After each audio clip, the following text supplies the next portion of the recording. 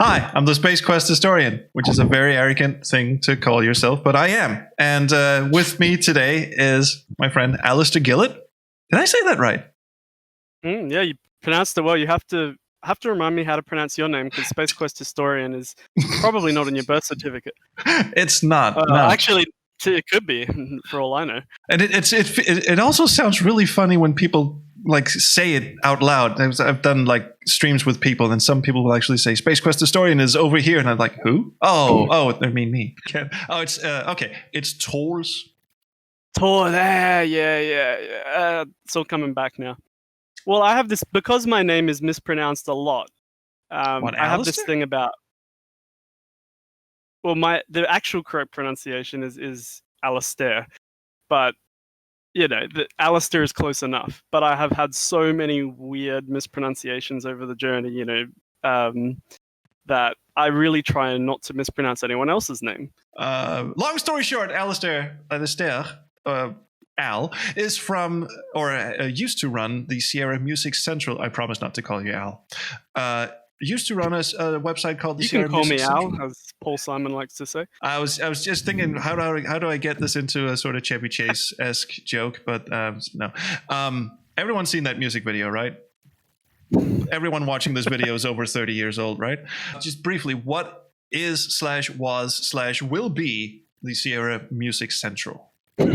That is an incredibly apt description of something that I've sat on for 18 and a half years now, and never quite accomplished what I wanted to accomplish with it.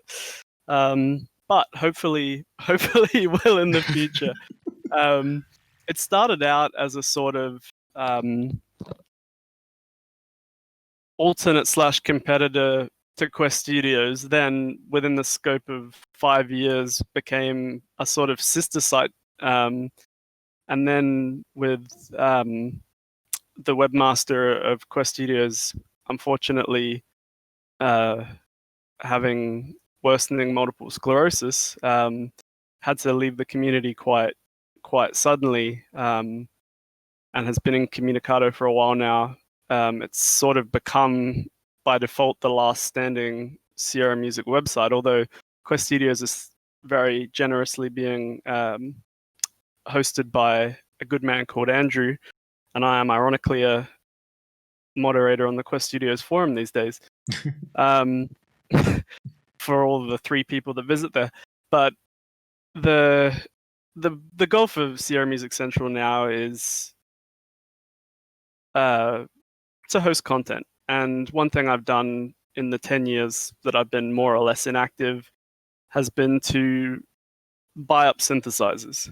For me, as the years have gone on, has been to learn my craft and not just learn how to edit MIDI, but get more realistic samples to work with. Obviously, some people, and I imagine you probably fall into this category, is going virtual libraries,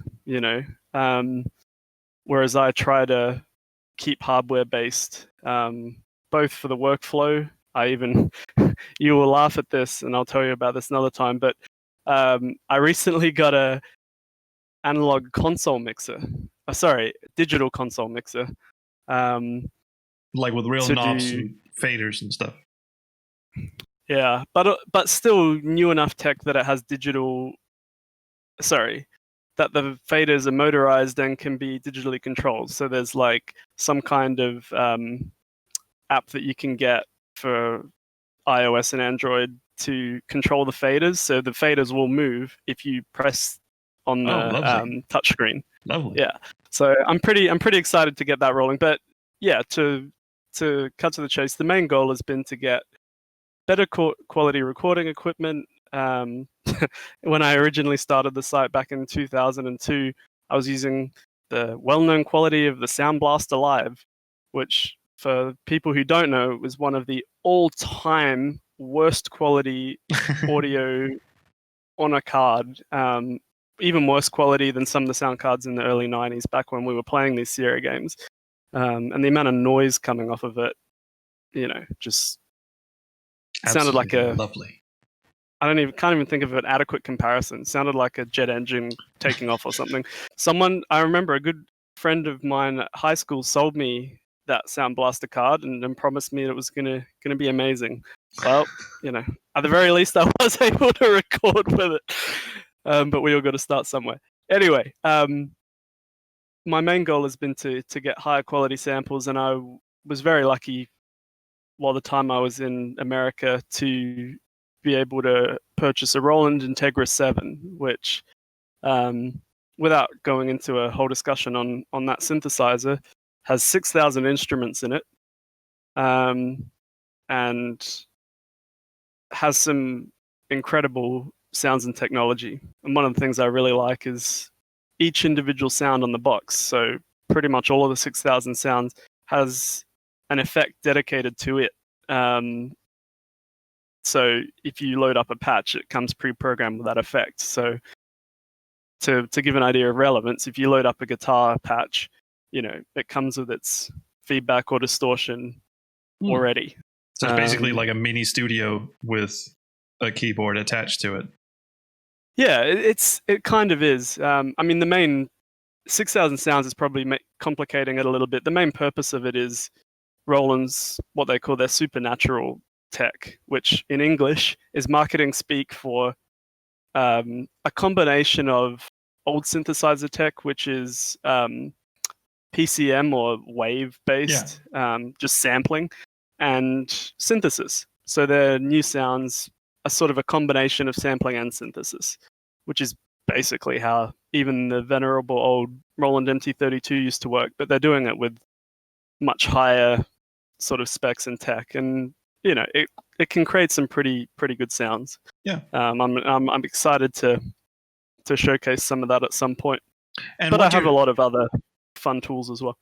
Yeah. So and the end goal of all of that is to have recorded soundtracks of Sierra music from Sierra games, presented in new and exciting ways, like you've never heard them before.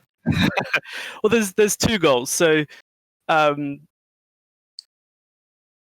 basically, pay no attention to any way I did things in the past, because well, I mean, I haven't really released anything since 2009, back when I released Space Quest 5, and the quality of instruments I used there were the same as what Quest Studios were using back in 2000. So very very old tech, and their sample quality is just not comparable. Wasn't recorded through an SC55 Roland? What Quest Studios did and what I did in the early and mid 2000s and late 2000s for me was mix soundtracks between the Roland MT32, the Roland Sound Canvas SC55, or General MIDI as some people know it, and advanced Roland Sound Canvases. Quest Studios used the SC8820, I used the SC8850, but they're very, very similar devices. But those devices came out in the late 90s. Yes. So now in 2020, that sampling and synthesis tech is more than 20 years old. And when your goal with those devices is realism, they don't cut the mustard. No. They're not real. Tech has obviously come a long way in the last 20 years. But it has a very nostalgic, very classic sound. I think most people, even if they don't know what the SC55 is, if they play the Seventh Guest, like the audio tracks on the Seventh Guest CD, that is the SC55. Yeah. Very loud and clear. I had a great person argue with me in a Facebook post recently, saying that MIDI was bad quality, and that we needed good quality, and they cited a Red Book Audio soundtrack. And unfortunately for that person, the Red Book Audio soundtrack they cited was recorded from the SC55.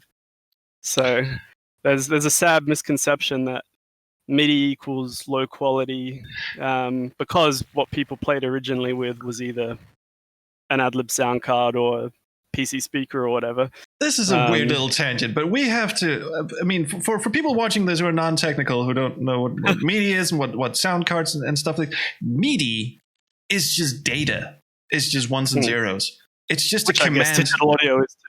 Well, yeah, technically, but you have a recording of something which can be digitized and all that stuff. But MIDI is just basically notation information being sent to a synthesizer that somehow has to reproduce that sound. Well, So it's two kinds of, just to be more precise, it's two kinds of things. One is instrument data, so notes, music, basically the sheet music being sent to the synthesizer. And the other thing is controller data, which is what instrument to play, how loud to play it, whether to be panned left, right, or center, and a couple of other unique commands, like pitch bend and things that we won't get into because that's beyond the scope of this conversation. But but we have to get into pitch bend later because Space Quest 6. Anyway, I'll let you finish. Yeah, pitch bend is.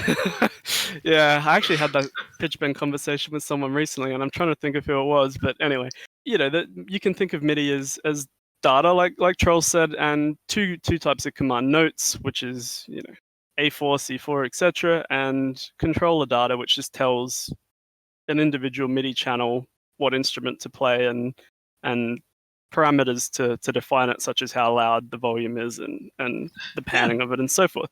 Whereas digital audio, you can probably explain digital audio better than me, so I'll handball that to you. It's just a recording of something that happened in the real world. It's completely different. It's because what I was latching onto there was the person you were talking to that said MIDI sounds bad. It can't. It can only sound bad if you're playing it through something that sounds bad. But it is literally like plonking sheet music down in front of someone and saying, "Play this." And they play a worse version. I guess the best way to explain the difference is MIDI sounds as good as the technology that you play it back on, whereas digital recording sounds the same every time, more or less. Obviously on my ancient Sound Blaster Live card, a digital recording will sound not quite as sharp as how I will play it back on my modern sound card. Right, but that's down to noise and... It's not due to the recording itself. It's due to the playback hardware. Yeah, exactly. Whereas MIDI sounds completely different depending on the playback hardware. And because Sierra composed for MIDI, and there were groundbreakers composing for first the Roland MT32 and later the Roland SC55, unfortunately, if you didn't have the Roland MT32 or SC55, which cost $500 to $1,000 back in the day, and now, ironically, has come back to those price ranges for the MT32 because it's become a trendy thing to buy. Yeah, seriously, they are very nice. They look very lovely. They're like little tiny VCR size sound cards.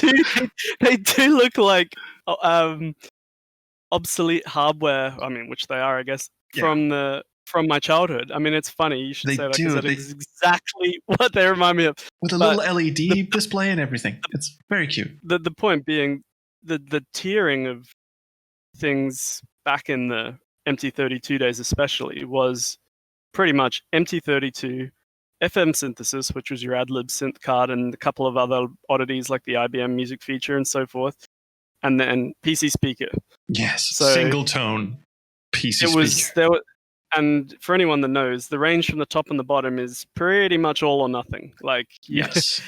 Either you had a grand orchestra playing it, well, for 1989 standards at least, you had what sounded like an orchestra in your room.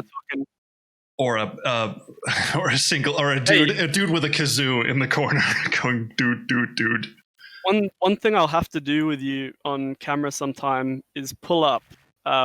I don't know how to screen share as well as have video of me. Maybe we can alternate or something, but I need to pull up in Voyager programs some of the master Sierra MIDI files I have from Mark C, but from the 80s and 90s, because they have all the channels of all the different, or some of them have all the channels of all the different devices. And one of the things that strikes you as incredibly obvious is, if you have an MT32 track that has, let's say, the full 8-9 channels, and then you have a PC speaker channel, which is just one channel. So the PC speaker had a max of one instrument because literally it was a one-voice speaker. Or, I don't know, two-voice? I don't know how many voices it had. One. But it could beep, and that was it. Well, unless you were Access Software, you could kind of get it to do digital sounds, but that's a whole different ballgame. Sierra never did that. Yeah. No, they didn't. I have played, I think, some Apogee games that that might have done that. Oh yeah, Apogee did that too. And somehow the lads who did Scream Tracker, Future Crew, the Finnish really? crew, they somehow got it to play through the PC speaker as well. It sounded awful, but I used to know more about the PC speaker, but time has it's an lightened the oddity, load of really. information in my brain. The only time people ever hear the PC speaker now is when their computer is about to kill itself. But yeah, the back to what we were talking about. Oh yeah, we had a conversation. That's right. the Roland MT32 would play 1 to 9 channels of data, each with its own instrument and tailored sound. And on the other end of the extreme, the PC speaker had only 1 channel for its squeaky voice. And in the middle somewhere, you had AdLib / Sound Blaster / FM synthesis, known by many names, and it would be somewhere in the middle. It would have less channels than the MT32 because it couldn't handle the note data as much, but it would still have a few. It was close. I mean, as you would have seen with the Space Quest 4 project that you worked on, there's reasonable similarity to the AdLib and the MT32 data for that game. Yes. Now there's a thing to touch on, which is that the reorchestration I did of Space Quest 4, and I think you were the only one who actually caught on to this, was actually based off the OPL3 or the like you say FM synthesis versions, and not the MT32. Any of the other 20 names? Yeah. All the AdLib versions and not the MT32 versions, because for some reason that MIDI data wouldn't load into my digital audio workstation. So I just, So you had the MIDI data for it, but you couldn't load it? The MIDI data came out all scrambled somehow. I don't know what happened. That game, I think it's Space Quest 4, floppy version only, and Quest for Glory 2. I've forgotten the reasons. The genius guy from the Vogons forums, New Rising Sun, explained this to me at one point. But those 2 games have a problem with MIDI extraction. I think if you do Space Quest 4 CD, there's no issue, but the floppy version has a weird glitch, and so does Quest for Glory 2. I forget the reasons why. It's really peculiar. What I got out of it was good enough for Ken Allen, apparently, because he went on stream with me and listened to the whole thing and went, oh, that sounds fine. So, and Ken Allen is not. He was picky about his audio. There's a famous story about Space Quest 4, which he also told on that stream, which was that just a couple of weeks before the thing went gold and went off to get published and stuff, he had to listen to the PC speaker conversion of all the music because someone had to. Oh, man. And he hadn't done the PC speaker conversion himself because he was busy doing MT32 and FM synthesis versions. And then he went in and listened to the PC speaker versions and went, no, this is not good. Yeah. And he had just a on that week note, to redo it. There's something to be explained there. What used to happen in the early days when Sierra soundtracks were shorter, because in the first few MT32 games, which I think were Police Quest 2, Larry 2, and King's Quest 4, they had soundtracks of about 20 to 30 minutes all said and done. And by the time Space Quest 4 rolled around 3 years later, that's an hour or so. So obviously a lot more music. But what they used to do in the 1988-89 days was the original composer would not only compose the soundtrack for the MT32, they personally would handle the conversions for pretty much all platforms. So they personally did the version for AdLib, the version for PC Speaker, and the version for all the other weird and wonderful options that are in a CRM voice, but not Amiga. I think Amiga were outsourced because Amiga is all tracker stuff. Ironically, from what I can tell, I need to go back and check this again, but Amiga is a little bit of a weird beast. It uses some sort of sampled thing, kind of like the SNES did. Yes. So it sounds sort of like an MT32 at times, and then what they did was sample utterly what it does. Terrible at other times. The problem with emulators is they don't time the audio correctly, or at least I haven't got them to time the audio correctly, so they always sound like garbage to me. But you could also play the Amiga versions with MIDI synthesizers. So the best way to play with an Amiga was still the MT32. You could plug an MT32 into Amiga? I did not know that. Yeah, there's a way to do it, but because Amiga's tracker stuff is basically you load in a sample of whatever, a digital sample of whatever, and then it just pitch corrects it depending on what note you play. And you had 4 channels of that. So what the Sierra converter people would do was basically sample instruments of an MT32. Like you had a brass hit. They would sample like a C3 of a brass hit and then, just put that into the tracker thing. And it would pitch shift it up and down. Sounded a little weird. A similar thing happened with music conversions. So unlike those early days where the same composer saw pretty much all the conversions through, I would say up until about 1990-91, somewhere around the VGA crossover, where soundtracks became longer and discs were also bigger, I guess. Plentiful. Oh yeah, and there were many discs in some boxes, as any Sierra big box collector will attest to, with those 10 or 12 disc games that weigh about a ton and cost you an arm and a leg just to ship them around the world. They stopped doing that. So like Troll said in Space Quest 4, Ken Allen composed about an hour and a half. 40% of the game, let's say. Oh yeah, right. There were 2 other composers attached for other reasons which we won't get into, but he composed, let's say, about 30 minutes of the game's music, maybe 40, and did the conversion for AdLib/FM synth, and then didn't do obviously some of the lower end conversions, because quite often what would happen is they would get newer composers. At the time, Aubrey Hodges, who would later go on to be a very well-known composer, was handling some of those, for example, and they would get additional music credits on some games. Not that game, but in some games, which would confuse Sierra fans for years to come as to who composed what. But yeah, the point being that, back to your story, that Ken was such a pro that he was unhappy with how the one voice PC speaker sounded for his tracks, or all the tracks on Space Quest 4. So you had to redo them in a week before the game shipped. Yeah, and he did. He slept on the floor. As a background, I have talked to almost every Sierra composer of all time, and I can tell you the number one task that they hated doing was music conversions. Yes. And the number one task in music conversions they hated doing was the PC speaker. Yes. And the amount of alternate names for PC speaker that I have heard just from Sierra composers over the years, all of them nasty and not repeatable here. We can swear on this channel, no problem. Basically, they didn't like the PC speaker a lot. So for Ken to do that, I mean, that just shows you what a stand-up dude he is. And